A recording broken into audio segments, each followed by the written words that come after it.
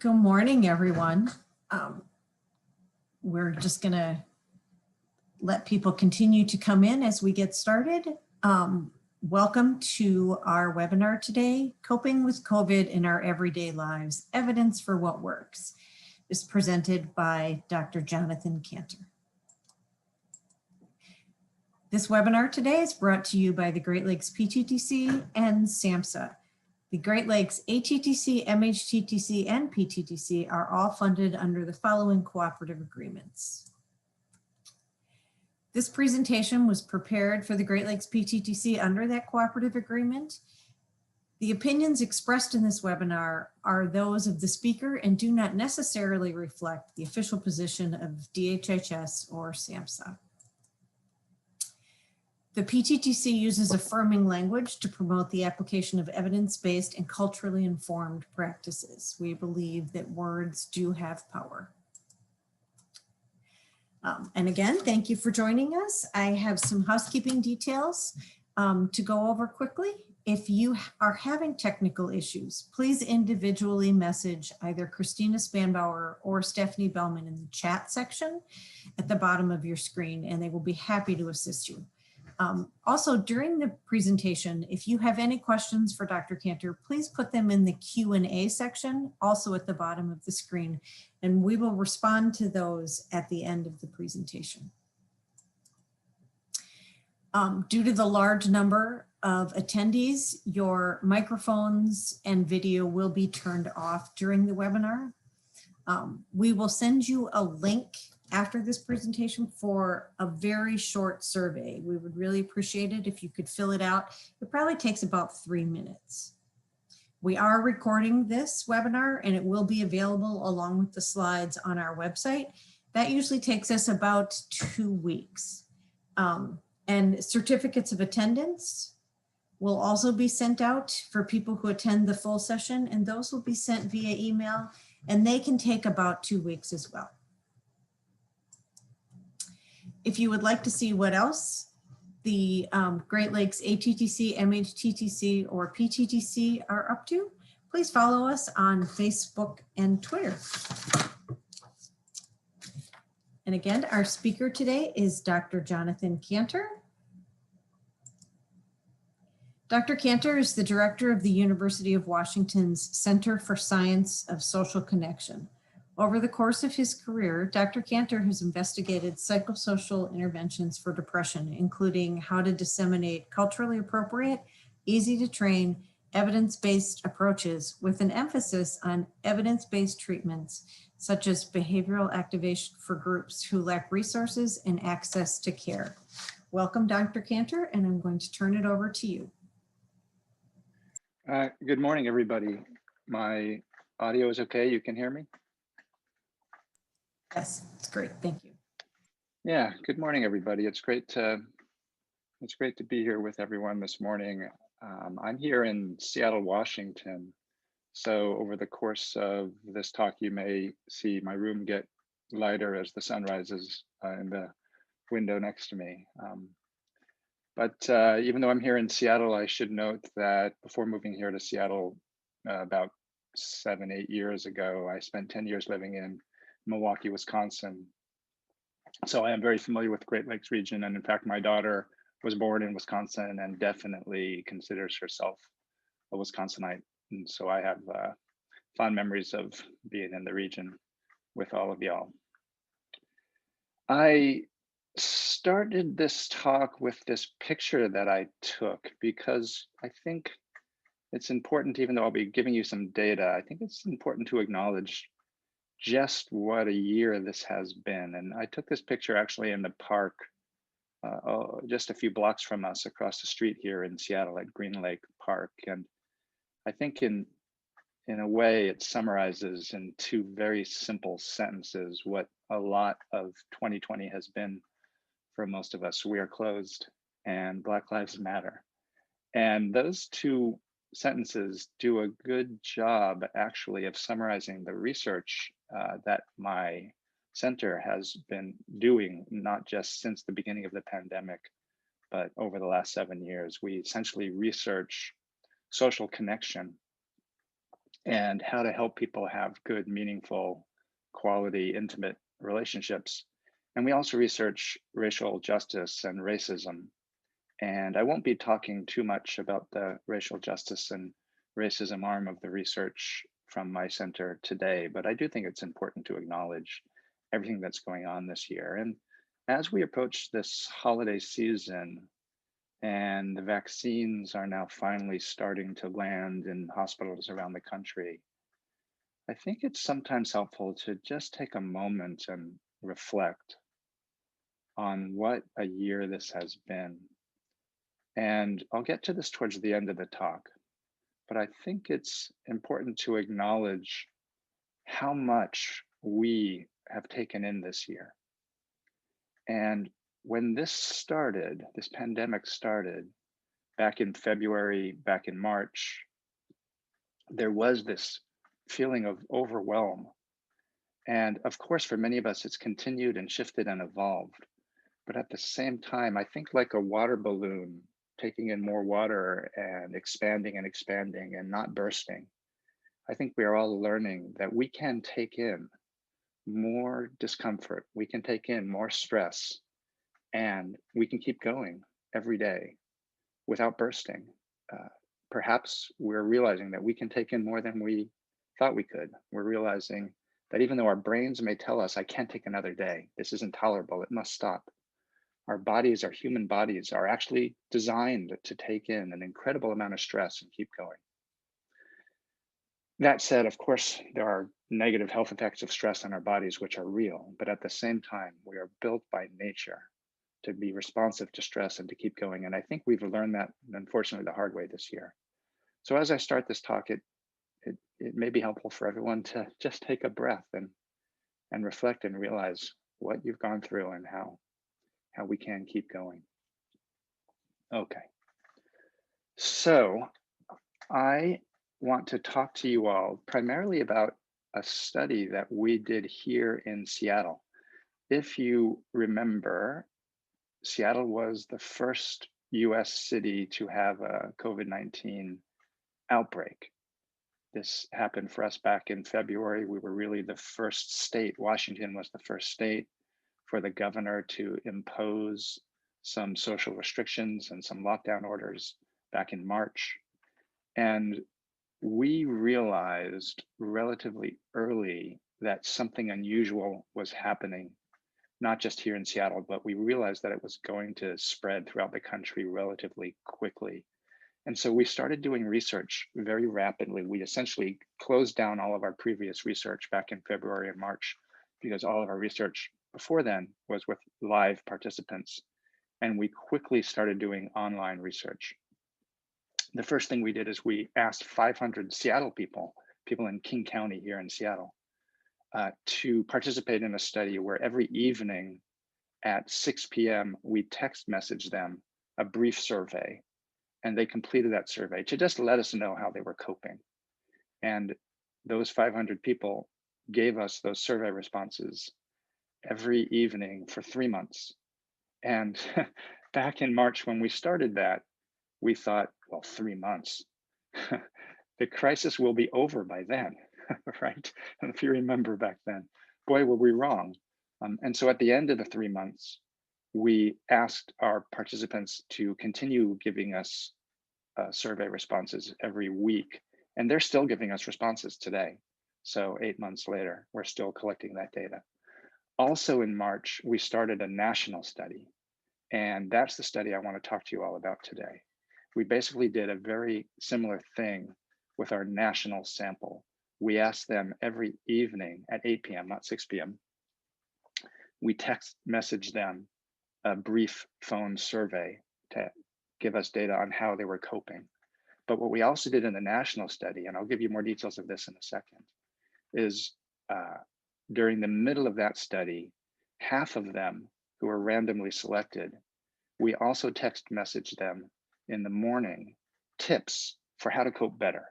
We wanted to see if we could actually help people cope better. So I want to report to you on what we found in that study today, but I also want to acknowledge that all you have to do is a quick Google search, coping with COVID, and you will get hundreds of articles and thousands of bits of advice.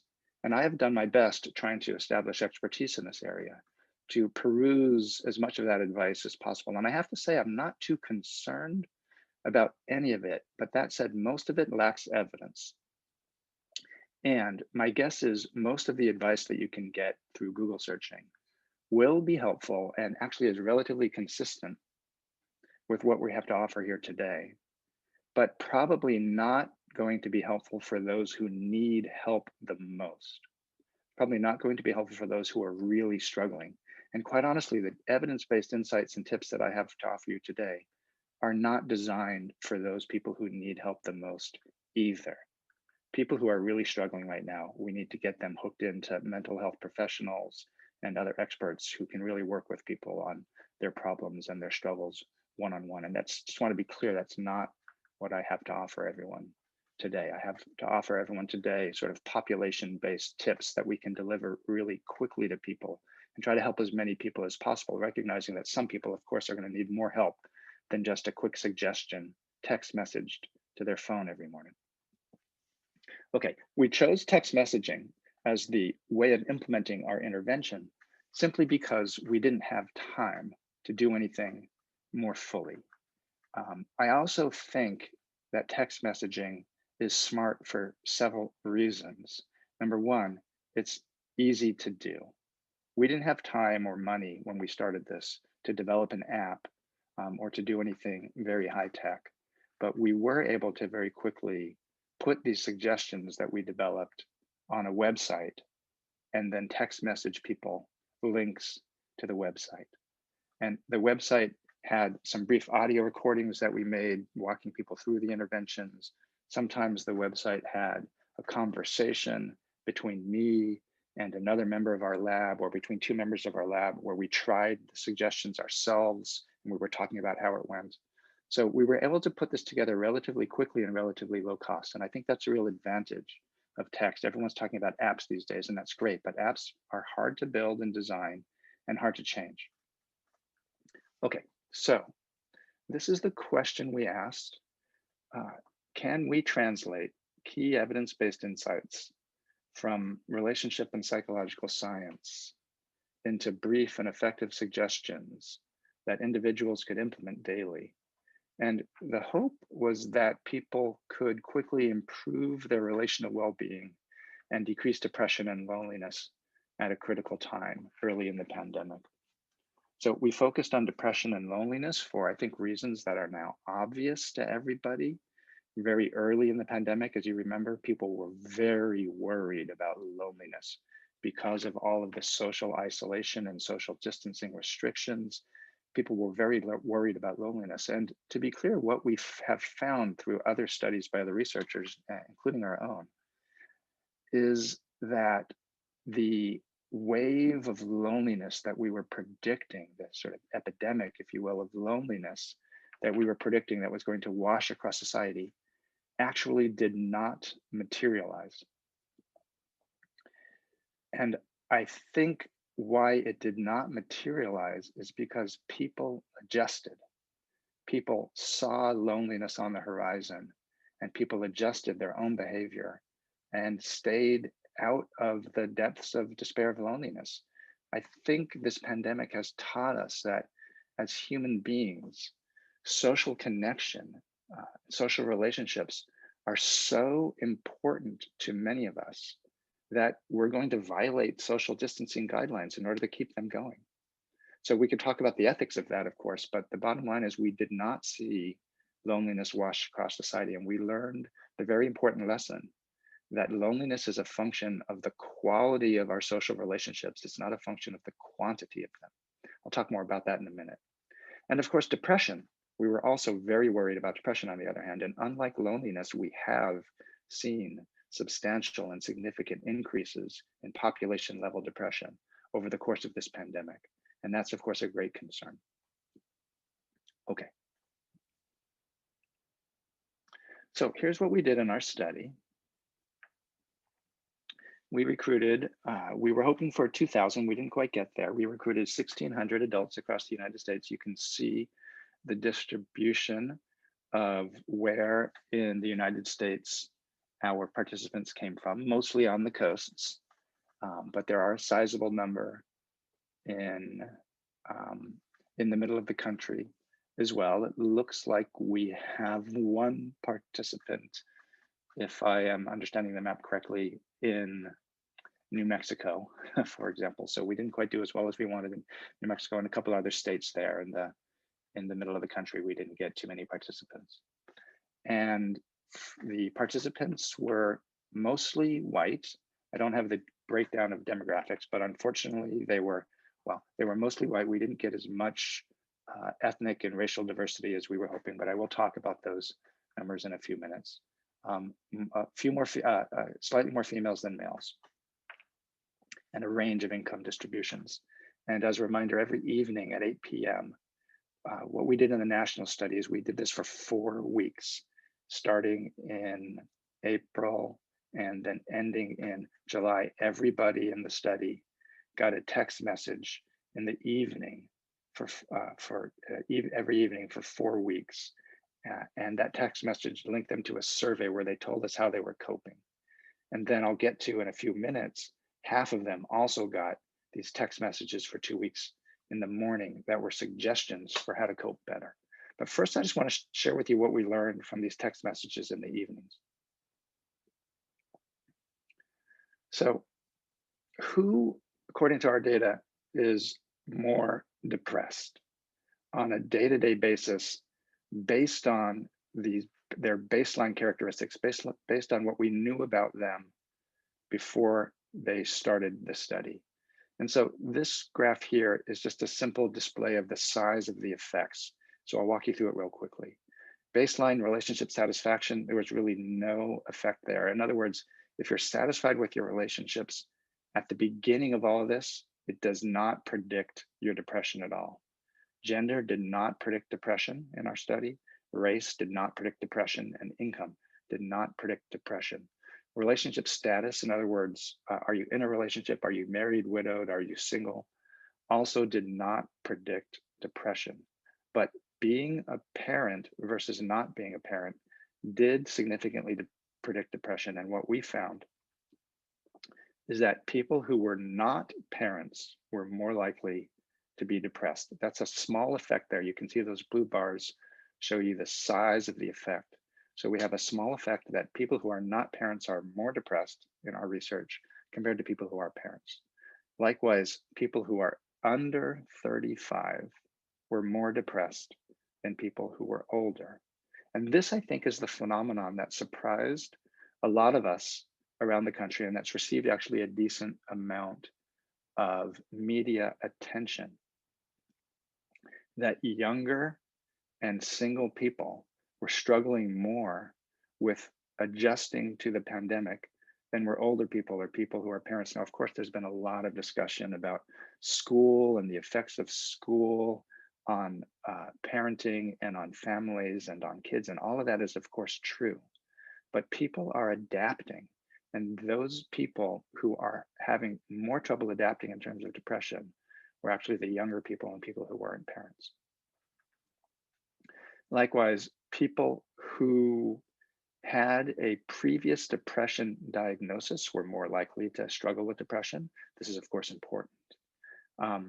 And people who actually reported that they were having positive COVID symptoms, and of course, people who gave us information during the study that they tested positive, were experiencing more depression over the course of our study than people who weren't. The single biggest predictor from these baseline characteristics of depression was simply, when we started the study, how depressed were you? So that's different than having a previous depression diagnosis in the past. This is just, are you feeling down right now as you start the study? Those people who started the study feeling down were, of course, most likely to remain feeling down and to get even worse over the course of the study. So point here is not so much previous diagnosis that matters, but how you're feeling right now that matters. And that's sort of obvious, but we have data to support it. Now, I'll walk you through this slide. It's a little hard to see, but I'll spend a minute on it and hopefully it will become clear for all of you. These are now predictors of depression from day-to-day experiences. So the previous slide was more like characteristics of people. This is more like what people are doing. So of the things that people are doing day to day, what's actually predicting depression? And again, the size of the bar shows you how strong the effect is. And so just to cut to the big conclusion, you can see down there at the bottom, anxiety and loneliness, those are by far our biggest predictors of depression day to day. And everything on this slide was a significant predictor. Now, the green and the red, I shared this slide with my daughter the other day, and she says, why did you make it the colors of a Christmas tree? That wasn't my intention. Green essentially means go, and red means stop. And so basically, green means there's a positive predictor, red means it's a negative predictor. So in other words, those first two green bars at the top, the amount of media-assisted social interactions or the amount of in-person social interactions, those were positive, those were, I've got it backwards. Those are good predictors. In other words, the more social interactions people had, the less depressed they were. Versus awareness of feelings, the more aware of feelings people were, the more depressed they were. So green means it's a good thing, red means it's a bad thing. And what this shows us with those first two green bars is that the quantity of social interactions that people were having during the pandemic does matter. The more social interactions people were having, whether they were online, that's what I meant by media assisted, essentially online social interactions or live social interactions, that does matter. The more you're having, the less depressed you are, but they don't matter much at all compared to the quality of those interactions. All of our measures of interaction quality are much stronger predictors of depression than just the quantity. And I think that's really the take-home message. We're going to, as I talk about the intervention, I'll talk to you all about the quality of social interactions in much more detail, because that's really what we tried to help people with. But let me just focus on one or two things here, just to give you a couple of take-homes from some of these other findings. First, awareness of feelings. We found that the more aware of your feelings you were on a day-to-day basis, we simply asked in our survey, how aware are you of your feelings right now? The more aware people were of their feelings, the more depressed they were. That was a little concerning to me at first, because when we intervene on people, the very first thing we do is we try to increase awareness. However, when we try to increase awareness, when we try to help people, it's not just awareness that we're increasing, but it's a particular kind of awareness. It's an awareness infused with acceptance. It's what we could call mindful awareness. And we know from dozens of studies that helping people with the right kind of awareness, and accepting, gentle, compassionate awareness of our feelings, has great depression reduction and prevention benefits.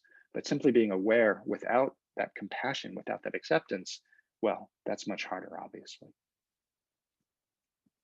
I'm not going to talk too much about financial security here today. We did find that people who were experiencing financial insecurity were more likely to be depressed. There's great concern, of course, about the economic consequences of the pandemic, and our data support that. However, I do want to point out that compared to some of these other predictors, it was a relatively small effect.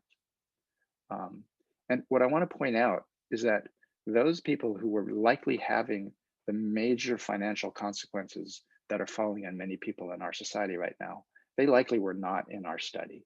Or if they really had those major life consequences, a job loss or loss of, or unable to pay a mortgage or rent or whatever, they probably dropped out of our study when those things happened. They weren't going to keep up with us. They had other fish to fry, and I'm concerned about them. But I want to say the financial consequences are probably a major problem, even though our data suggests they were a relatively small predictor. I think that's a function of our study.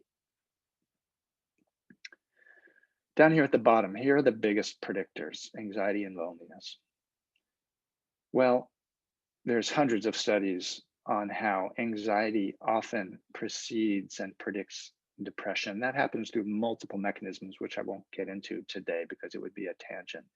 But safe to say, if we're worried about stress, if we're worried about day-to-day stress and day-to-day anxiety, then we're worried about the right thing. Everything we can do to just get people stressed down is going to be important, not just in dealing with the consequences of stress, but also in preventing and helping mitigate depression. And finally, the single biggest predictor of depression that we see in our study is whether people were reporting feeling alone. So again, we didn't see a wave of loneliness in our study, and other studies support this too. We didn't see a wave of loneliness, but we are seeing those who are lonely are also more likely to be depressed. And that's probably why so many people were adapting and trying to do things to make sure they were not lonely. And that's actually what we wanted to help people with in our research as well. So those were some of the predictors of depression from our evening surveys. I now want to walk you through the intervention for a few minutes. Let me see how I'm doing on time here. Okay, yeah, good. So I now want to walk you through the intervention for a few minutes. So we called the intervention part of our study the center suggests, simply because when we sent the text messages to people every morning, we led that text message with, "Good morning. Today, our center suggests," and then we gave some suggestion for what we wanted people to try that day to cope with the pandemic better. We collected data for an entire month. And so on this screen, you see 0 to essentially 28, 4 weeks. And what we did for the center suggests for the intervention was we text messaged people these tips just in the middle 2 weeks of the month. So that allowed us to essentially have a 1 week of baseline data collection, 1 week of follow-up data collection.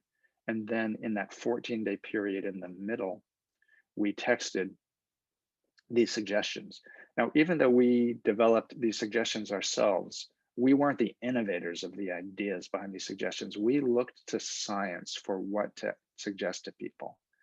Science was pretty clear on most of our suggestions, and I'll walk you through them in a minute or two. What was novel about our study, not that we were using evidence-based suggestions. What was novel was that we were text messaging them these suggestions to people every morning in the hopes that it would help. That's what we didn't know. Could we actually take evidence-based relationship science, put it in the form of these brief suggestions, text message it to people, and get people to cope better? So this is just a sample of one slice of our data. I'm not going to go through the data in detail because I think that would bore the heck out of all y'all.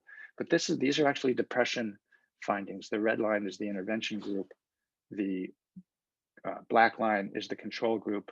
What you see, by the way, right here at the beginning of the study, during the baseline, so we see a little drop in depression for both groups. So this is probably simply the effect of being in the study, feeling like they're part of something, having somebody paying attention to them, caring about them, asking how they're doing. So we see that little drop in depression just from being in the study. But then once the intervention starts, we see the control condition not showing any more drop. And then we see a nice effect for the intervention condition.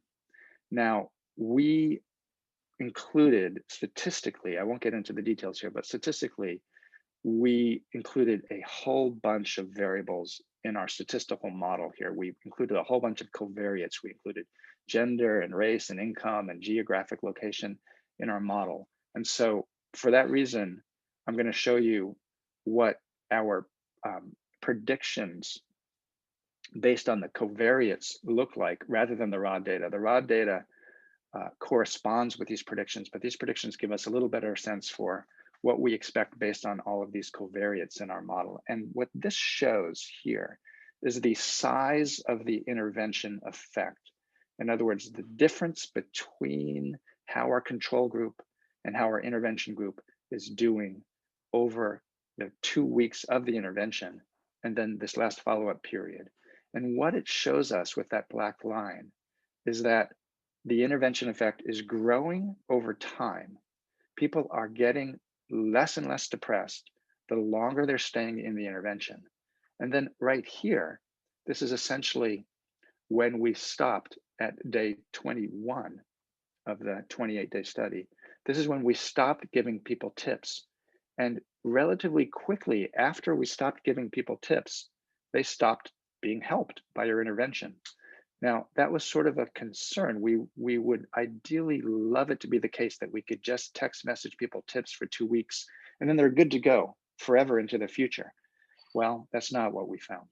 We found that they were being helped by the tips when we were giving them the tips. And then when we stopped giving them the tips, the help seemed to deteriorate very rapidly. This is the intervention effect for depression. Same exact thing for loneliness. People were helped when we were giving them the tips, and then the help went away very, very quickly.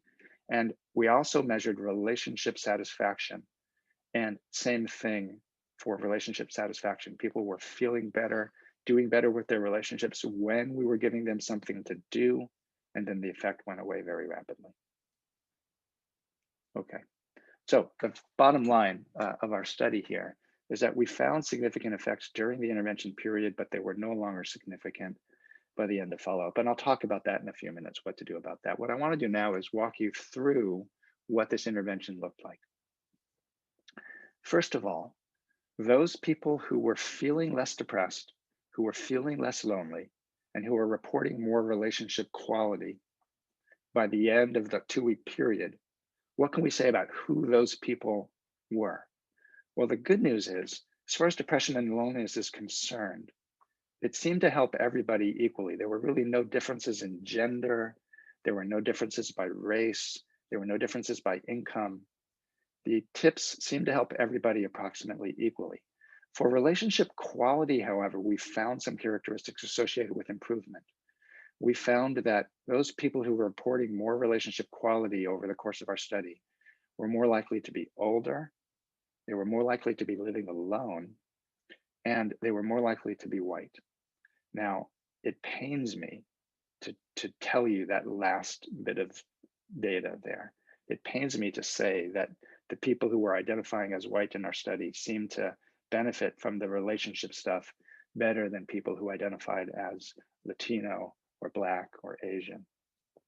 I don't like reporting that to you, given the focus on racial justice in my lab. That is, however, what we found, and I'm happy to take questions about that as to why when we get to it. But for now, I'm just going to put that out there and move on with some other findings. That finding older, living alone, and white, just to be clear, was only for relationship quality, not for depression and loneliness. Here's what the intervention looked like.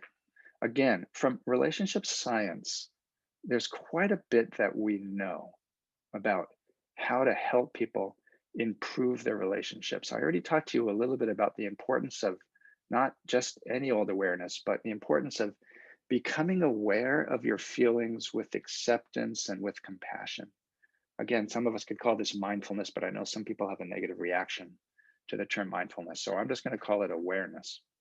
So some of our tips were awareness interventions, helping people become more accepting and aware in a mindful way of what they were feeling. I'll walk you through some of that in a minute. Some of our tips were simply vulnerable self-disclosure tips. We wanted to help people talk about how they really feel, not just superficial chit chat, but to really encourage people to talk about how they're really feeling.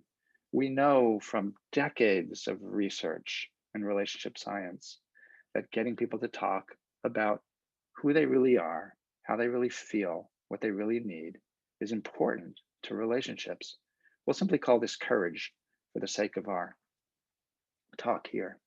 And then finally, we wanted to help people listen better. When somebody else in a relationship is doing vulnerable self-disclosure with you, how do you respond? We want people to respond well. We know that interaction, somebody talks about how they feel, the other person responds well. I'm just going to call it love. That interaction is the basic dance step of good relationships. That interaction is the pot of gold at the end of the relationship rainbow.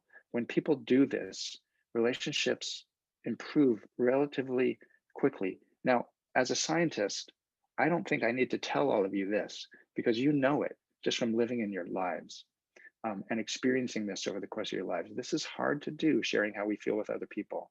but we know that when we do it, relationships improve. And I think if there's one thing this pandemic has taught us, it's how important it is to go back to these basic dance steps of relationships.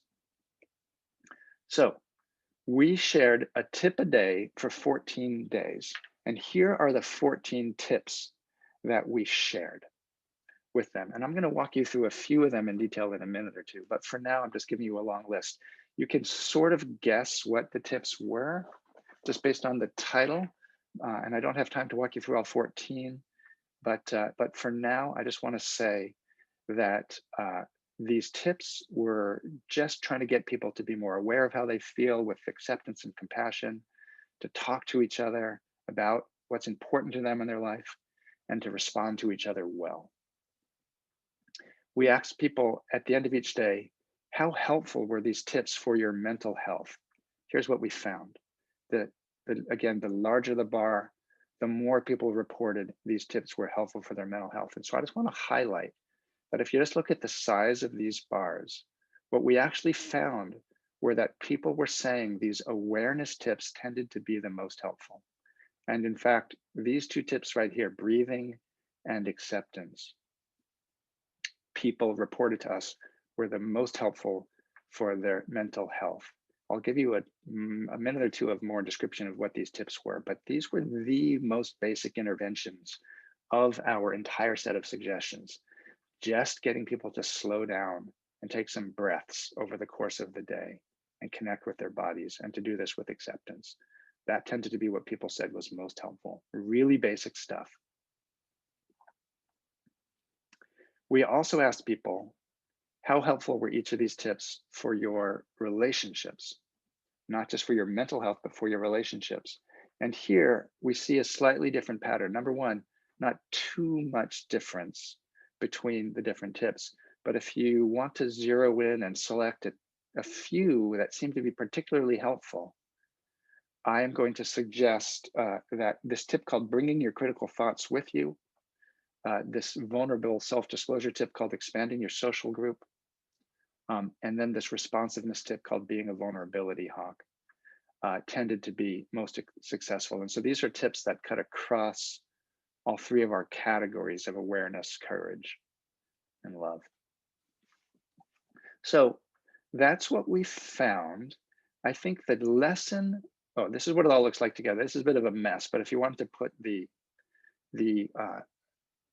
data on helpful for relationships, the orange bars, and the blue bars helpful for mental health, put all that together, you can see which tips were most successful in general for both. And again, this probably the single most important tip was just breathing, just helping people go back to the very basics. So for the last minute or two of my talk, well, about 5 or 10 minutes of my talk, I just want to walk you through some of these tips in a little more detail. Some of the tips that we thought from our data were most successful. So first, some of these awareness tips. What we know from dozens of studies of psychological science and relationship science is that when you can simply slow yourself down over the course of the day and notice when you are on autopilot and try to connect with a little more intention or deliberateness with yourself, your feelings, your body, and what's going on in the space around you, you're likely to have a more successful day. And the most important thing to do here is to just breathe. So what we did in our suggestions is we just asked people to take a 3-minute meditation with us. And it was just about breathing. You could try this right now if you want. As you're listening to me talk, I just encourage you to just take a few gentle breaths.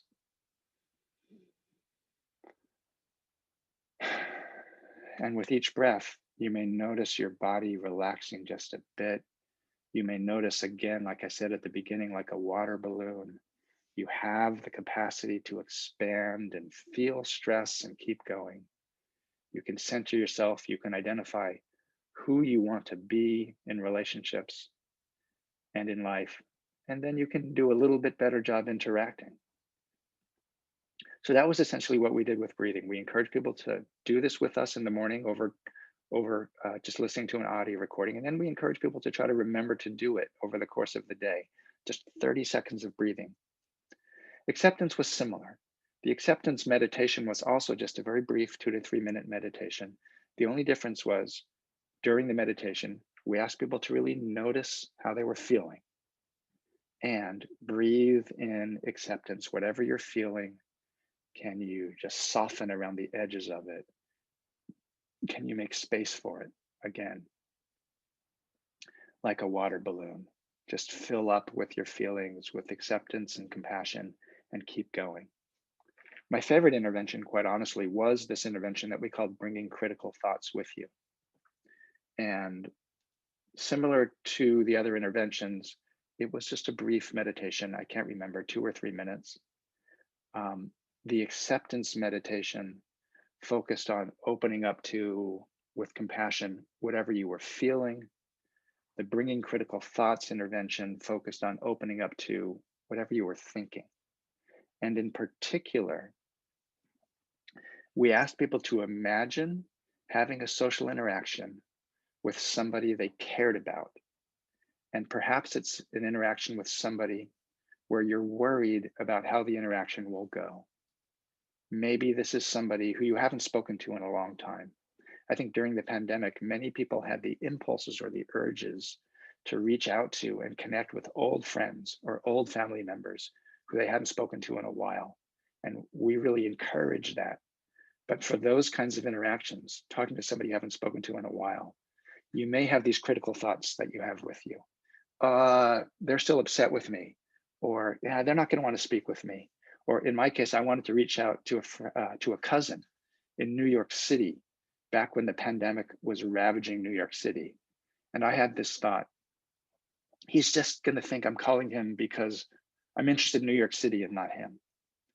So the intervention we did was to breathe, notice those critical thoughts, and imagine you are a bus driver and those critical thoughts are like passengers on your bus. And instead of trying to kick the passengers off the bus or arguing with the passengers or not letting them on the bus in the first place, just let them on the bus and keep driving your bus towards your goals, towards your values. People found that idea, that metaphor, very helpful. So those are just some of the acceptance and awareness interventions that we did. And again, there's nothing really unique. We didn't make this stuff up. This is stuff from decades of relationship science. All we did was package it in a novel way and try to get it to people every morning through text messages. I wanted to also share with you before I stop, just one more intervention. And this is the one called being a vulnerability hawk. This was the responsiveness or love intervention that our participants rated as the most helpful intervention for their relationships. And what we did with this intervention is we asked people to try to pay attention over the course of the day to every social interaction they were having, whether they were interacting with their daughter or their husband or wife or a friend or somebody at work. Try to notice in every social interaction small moments of vulnerability in those around you. Try to look for the subtle nuances when somebody else may be self-disclosing something vulnerable to you, even subtle things like just talking about how their day was or saying, I didn't sleep well last night, or saying, yeah, I'm really tired. Just noticing that vulnerability as an opportunity for connection. Paying attention with empathy and caring and love to those around us, really noticing with exquisite sensitivity the vulnerability in others. We didn't tell people how to respond too much. We just said notice and just let people respond. And what we found, I should put it differently. What has been found in other studies is that when we orient people towards empathy in this way, it not only helps the other person, because you're going to likely respond with more empathy to them, but it also helps you. This sort of paying attention to others with empathy and caring and giving and gratitude has mental health benefits for the person doing the caring, as well as benefits for the person receiving the caring. And this is borne out in our research. So I don't have time to go through the rest of the interventions with you, and I do want to make sure you have 15 minutes for questions. So I'll stop here. These are some final thoughts on what we found. Number one, again, we didn't make this up. We're just trying to take evidence from relationship and psychological science and get it out there. And so there's nothing unique about our work. I think I'm just orienting all of you to these kinds of ideas. You could develop it yourselves.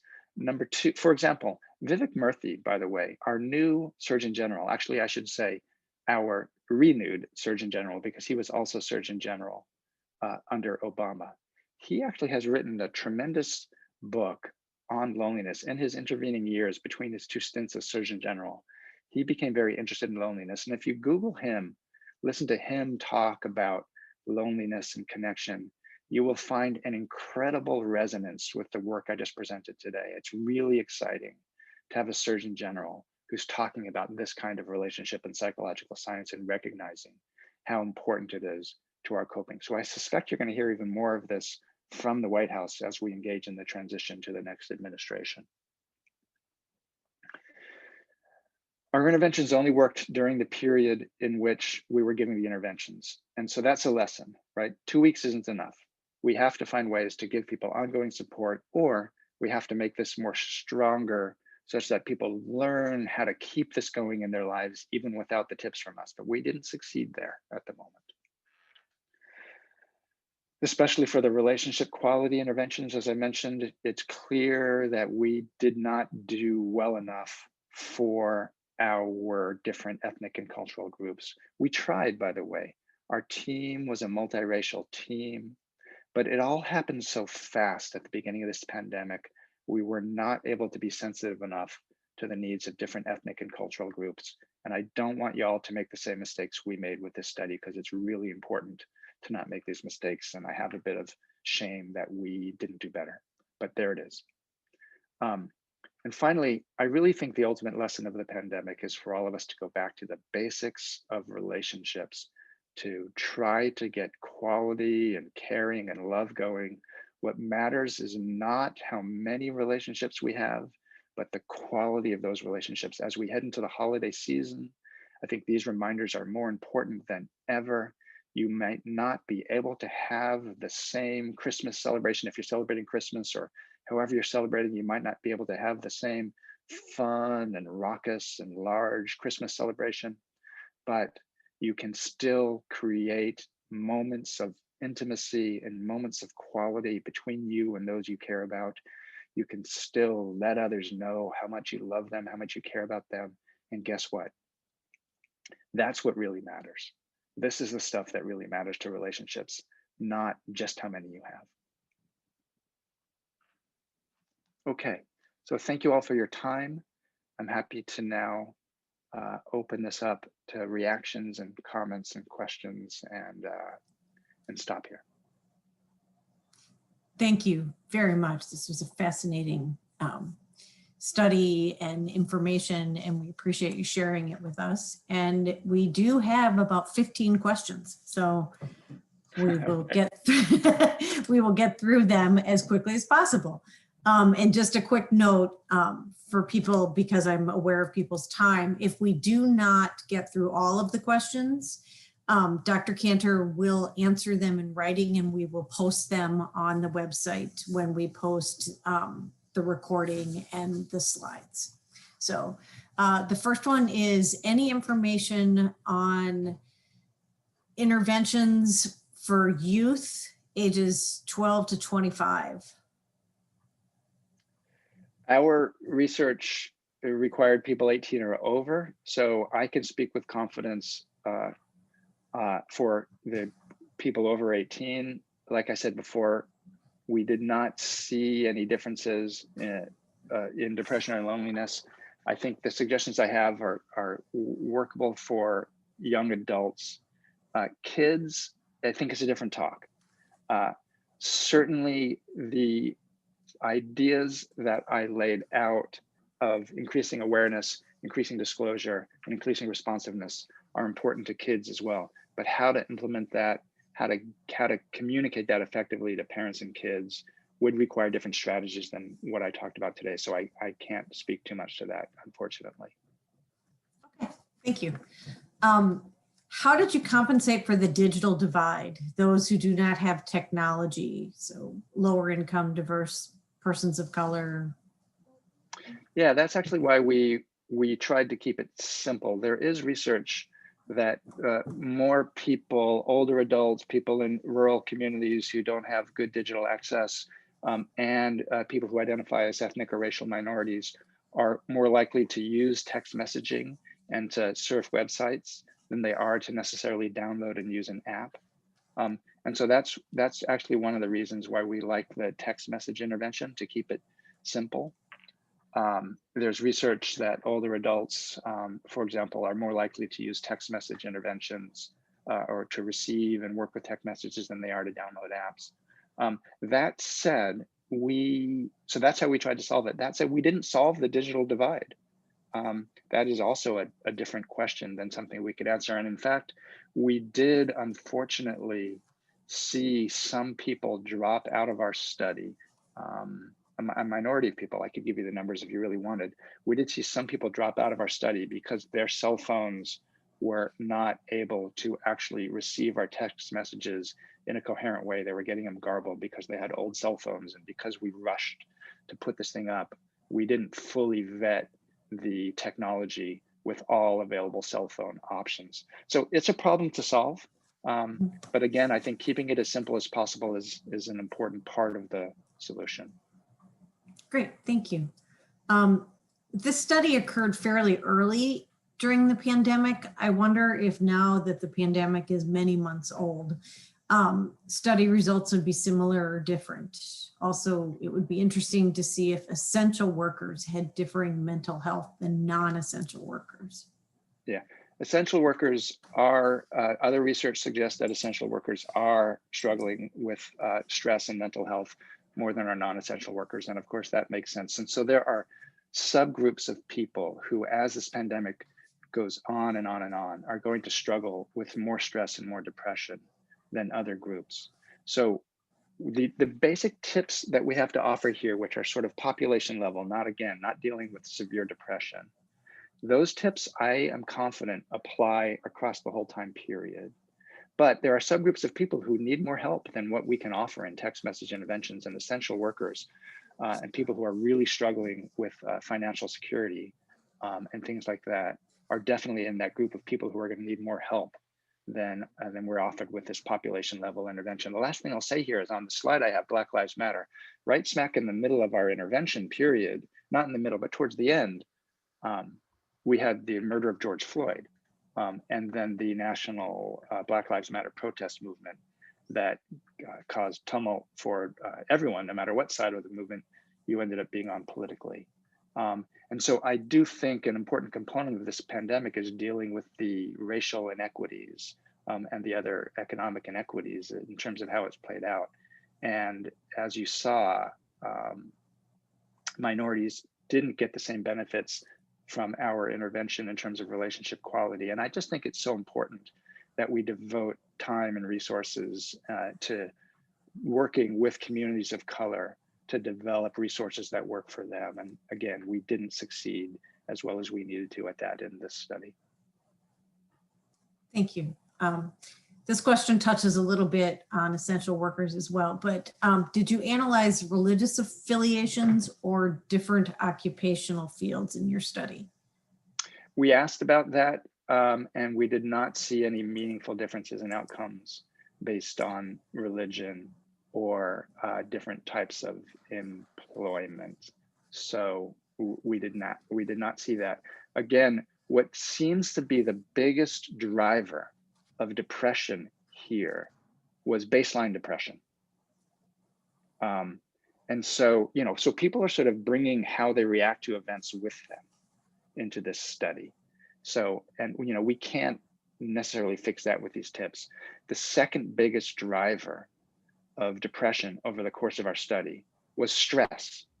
And so we can all guess who's feeling more stress than others based on how this pandemic is playing out.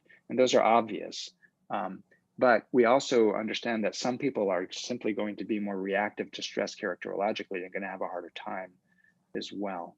So I think there's a lot of interest in sort of identifying characteristics of people who are doing worse. And again, I think it's more important to just think about who's under the most stress. Those are the ones who are going to need the most help. Thank you. Was the quarantine status in each area considered or factored in? For instance, Carolinas were very late to implement quarantine regulations, where Ohio was one of the front runners. Yeah, we didn't have enough state by state representation to be able to look at that. So you saw that map where we only had a very smaller numbers of people in certain states and then larger numbers of people in other states. And those numbers are fairly predictable based on the population levels of states. And so, yeah, we would need a more nationally representative sample to be able to answer those questions. And we unfortunately couldn't do that. Okay. Do you think the more aware, the more depressed they were because they just started to think about their feelings more? Or, maybe folks didn't have a good language to talk about it? Yeah. Couple of things there, and I don't know scientifically. I'm just giving you my impressions, I guess. But probably the biggest thing is what I would call the reverse causality idea. So in other words, when people were feeling more depressed, they were more aware of their feelings. So it's not as if awareness produces depression. It's more that when you're more depressed, that depression is just screaming at you in your body, and now you're more aware of how depressed you are. And when you're not depressed, you're just going through your day and you're not aware of your feelings. And so I think that's probably what's going on, that when people are feeling more stress, more anxiety, more discomfort, that feeling is just louder for them. And so they're more aware. And so that's why we really have to work on when you're feeling that way. Can we feel and be aware in certain ways that are helpful rather than just being aware and miserable? Okay, that makes sense. We have time for probably one more question, and just a quick reminder that if we didn't get to your questions, we will get them answered and put them up on the site. Were participants not in the control group encouraged to use the tips they were texted during the study, or was it understood that they would only use the hints on the days that you sent them? We tried to get them to keep using the tips. We had suggestions. Actually, our last day of suggestions was called Taking It on the Road, where we encouraged them to keep this going and to try to keep doing this on a day-to-day basis. And there were other moments throughout the 14-day intervention period where we encouraged people to keep it going. But it looks like they didn't do that. And that makes sense. We all know what it's like as human beings to try to build routines, right? To try to start a new exercise routine or to do something different or to change a habit. And as a behavioral scientist, I'm a big believer, sorry, this is a little geek term, of what we call stimulus control. Just how important it is to help people remember to do the important things. Just with little reminders, we used to just, with my clients, I'm a clinical psychologist, I would just tell people to put sticky notes all over their house, reminding them to do the important things. And when you don't have those sticky notes, people forget. So I think that is a problem we have to solve. We did not successfully get people to build these repertoires to keep the stuff going on their own, but I don't think that's a function of people being lazy or anything like that. I just think as human beings, this is actually where people need help. So anything we can do to kind of keep those reminders going in a daily way, keep that what I call stimulus control going, I think is really important to getting people to engage in lifestyle change, to helping people engage in behavioral change over time. It's tough stuff. Thank you. Just one really quick question is, do you think if there was an equal number of participants from each race, the findings would have been different? No, I think we failed our Black and Brown communities in this study with respect to relationship quality. I think we needed to do a better job speaking to their cultural needs than we did. And I don't like saying that, but I do think that's what happened. And again, this is important to me in my career. I wish I could redo it. I'm planning on in the future doing a better job with I think at this point, because there's so many cultural differences and so many differences, we need to really speak to tailoring interventions to different ethnic and cultural groups. And it's not necessarily going to be as easy as a one size fits all thing. For depression and loneliness, it did seem to help a lot of people, but relationships are pretty idiosyncratic, and I don't think we got it as right as we needed to for our Black and brown communities, unfortunately. Thank you. I'm conscious of our hour is up. I want to let people know that there were several questions about books and authors that you mentioned. So we'll make sure that we get that information and put it up on the website, as well as any additional questions that we were not able to answer. I want to thank you again, Dr. Kanter. This was a fascinating and really helpful presentation, and I want to thank everyone on our webinar for their time. So again, well, you've got, happy to talk more and answer the questions. And if people want to follow up, my email is, well, I guess I took my email down, but it's in the slides. So feel free to follow up with me. Hopefully not excellent. all of you at once. Thank you all very much for your time, and have a great afternoon. Take care, everyone.